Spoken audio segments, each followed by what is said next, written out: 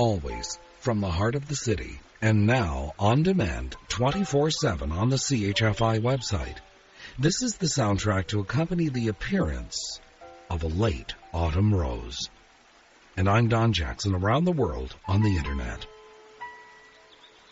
It was Rilke who wrote, "One single rose is all roses." And this particular one, unique, perfect, a supple word with which to speak the text of all things.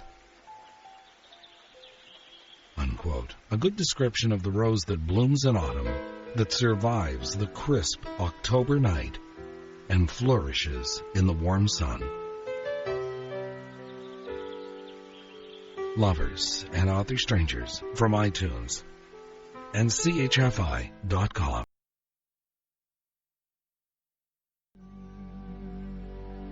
Michael Buble, Coming Back Home, and Alicia Keys, If I Ain't Got You. I'm Don Jackson with Lovers and Other Strangers from iTunes and CHFI.com.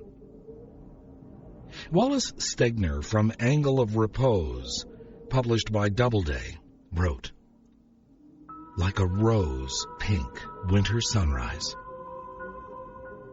Unquote. Not quite winter yet. The early dawn is cool and crisp enough to give us a taste of what's to come, though. And so a bloom that opens during the warm sun of early October and thrives, despite the cold nights, I think anyway, is special indeed. Dalia Ravicovich, from A Poem of Explanations in a book of women poets from antiquity to now, published by Pantheon Books, wrote, "A rose or a hyacinth in bloom can blind you." I still have rosebuds ready to burst forth into bloom. I've mentioned over the years that in my daughter's flower garden, her deep red rosebush is still in bloom despite the blustery winds and the rain and, of course, now the colder nights. It is still as fragrant as the blooms that would blossom in the summer, and even more beautiful to my way of thinking anyway, because it blooms despite the elements. Another writer wrote, "Fate is jealous of our fortune and chooses to let thistles outlive roses." That may be true in the summer, but I've noticed some thistles now starting to wither away, while the rose continues to display its beautiful nature. Lovers and Other Strangers from iTunes and CHFI.com.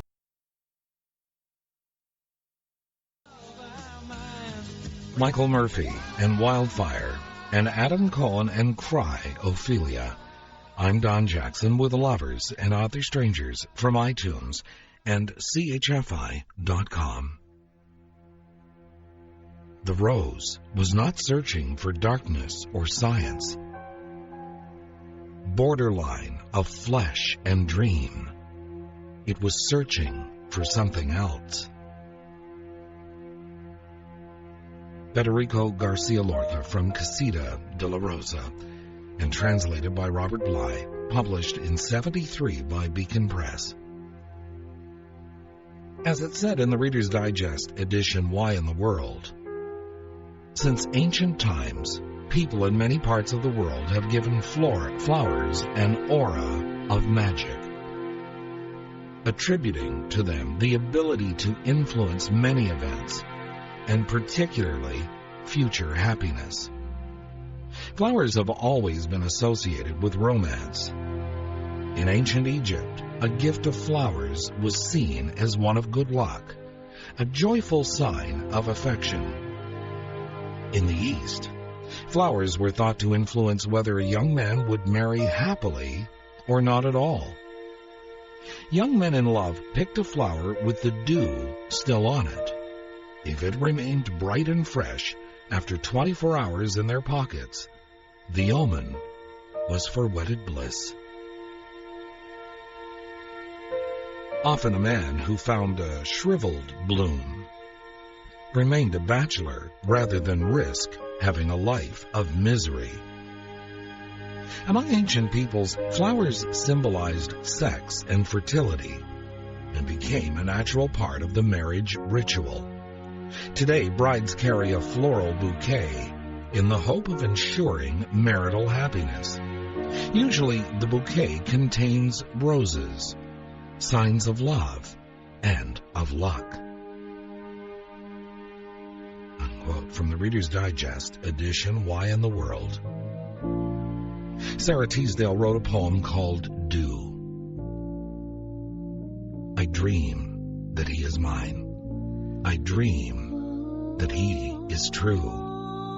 And all his words I keep, as rose leaves hold the dew. O little thirsty rose, O little heart, beware, lest you should hope to hold 100 roses share.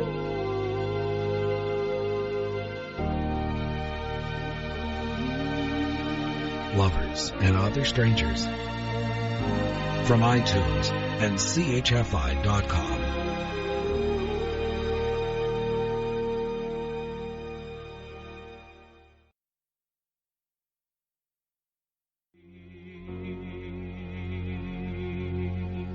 Josh Groban, and You Raise Me Up.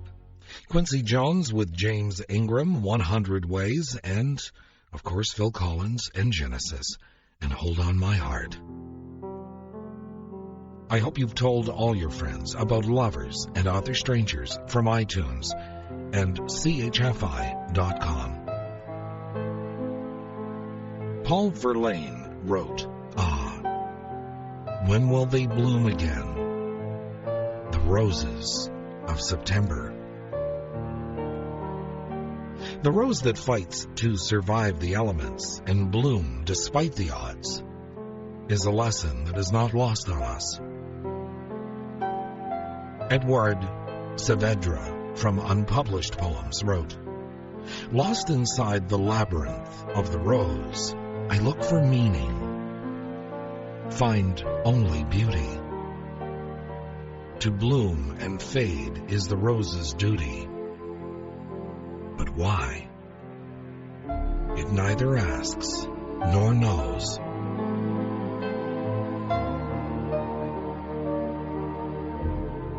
Lovers and Other Strangers from iTunes and CHFI.com.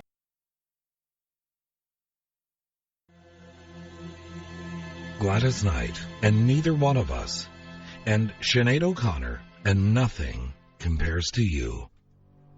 I'm Don Jackson with Lovers and Other Strangers from iTunes and CHFI.com. Selma Hudson, in her book The Rose Mystique, wrote, in Persian poems, roses were connected to the nightingale, as she was so taken with the beauty of the rose that she flew down, hugged it, and got pricked with its thorns. From her drops of blood grew new roses, and since that time red roses grew in Persia.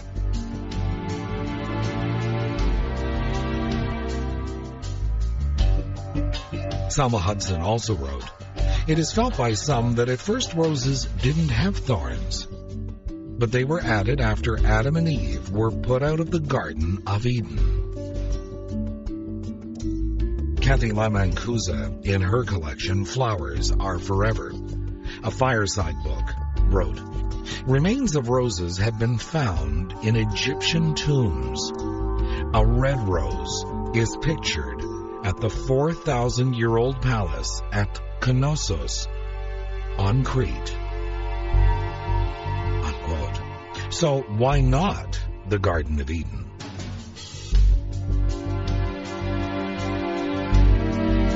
Oh, sweet bitterness, I will soothe you and heal you. I will bring you roses. I too have been covered with thorns. Lovers and Other Strangers from iTunes and CHFI.com.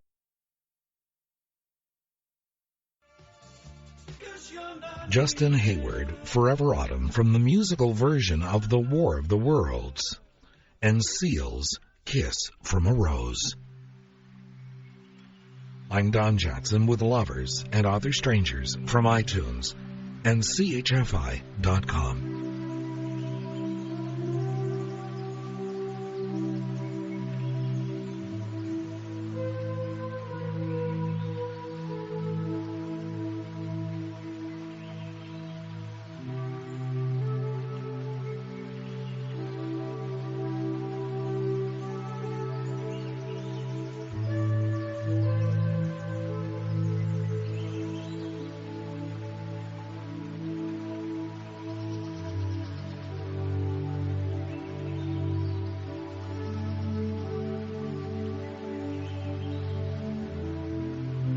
October 7th, 1986. The rose became the official floral emblem of the United States. And that's part of the reason why these October roses seem so appropriate now.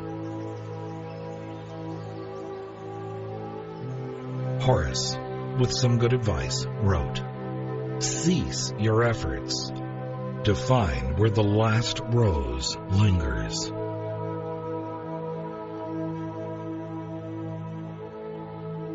And Dante, in the Divine Comedy, wrote, "For I have seen, stiff and sharp, the thorn bush stand all winter long,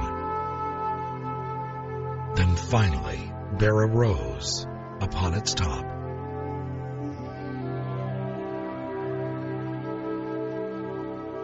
Lovers and Other Strangers from iTunes and CHFI.com.